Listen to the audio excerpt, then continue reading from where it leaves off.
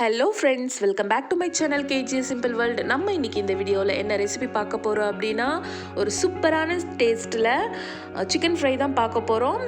ரொம்ப சிம்பிளான ஒரு ரெசிபி தான், ஆனால் டேஸ்ட் அவ்வளோ சூப்பராக இருக்கும். ரசம் சாதத்தோடு சாப்பிட்டு பாருங்கள். நெக்ஸ்ட் டைம் இந்த ஸ்டைலில் தான் நீங்கள் சிக்கன் ஃப்ரை செய்வீங்க.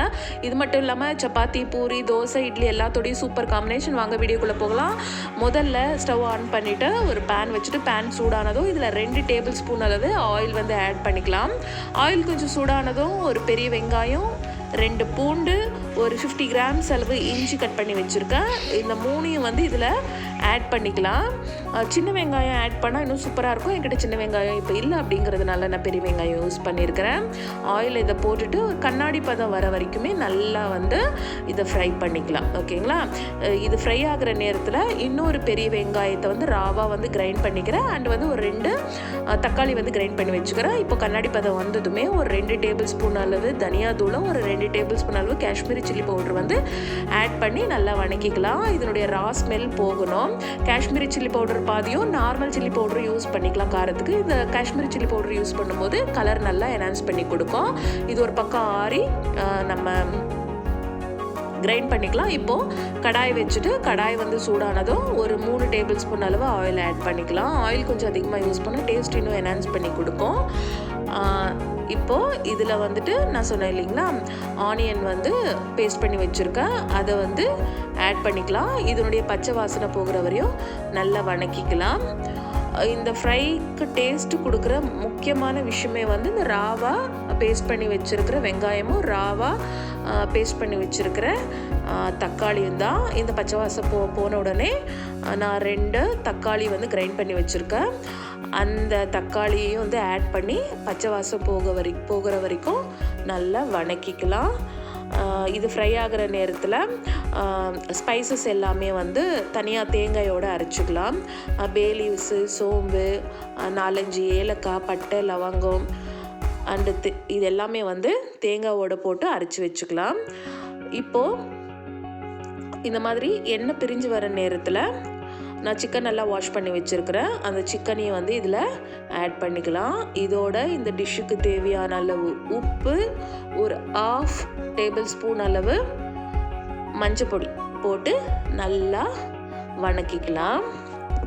இது வணங்கிக்கிட்டு இருக்க நேரத்தில் ஆறி இருக்கிற இந்த வெங்காயம், பூண்டு, இஞ்சி அதை வந்து மிக்சியில் போட்டு அரைச்சிக்கலாம். இந்த மாதிரி ஒரு 5 மினிட்ஸ் வந்து அந்த உப்பு, மஞ்சள் பொடி போட்டோம் இல்லைங்களா, நல்லா வணக்கிட்டு இப்போ என்ன பண்ணலாம் அப்படின்னா, இந்த பேஸ்ட்னா வெங்காயம், பூண்டு, இஞ்சி, சில்லி பவுடர் அண்ட் தனியாதூள் போட்டு அரைச்ச அந்த கிரவுண்ட் மசாலாவை இதோட ஆட் பண்ணிவிட்டு ஒரு பிளேட் மூடிட்டு ஒரு பாதி வேகிற அளவு விடுவோம். இந்த கேப்பில் ஸ்பைசஸ் அண்டு தேங்காய் இதையும் வந்து அரைச்சி வச்சுக்கலாம். இப்போ பாருங்கள், பாதி அளவு சிக்கன் வெந்துருச்சு.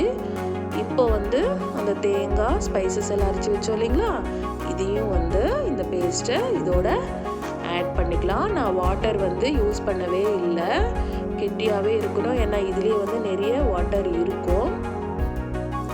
மாதிரி போட்டு நல்லா மிக்ஸ் பண்ணி ஃபுல்லாக அந்த மசாலா ட்ரை ஆகிற வரைக்குமே நம்ம விட்டுடலாம். ஒரு 10 மினிட்ஸ் ஆயிடுச்சு. 10 மினிட்ஸ் ஆனதுக்கப்புறம் இந்த மாதிரி இருக்கும். எண்ணெய் எல்லாம் பிரிஞ்சு வர நேரத்தில் கொஞ்சம் கசூரி மேத்தி வந்து ஆட் பண்ணிக்கலாம். அகைன் நல்லா இதை மிக்ஸ் பண்ணிவிட்டு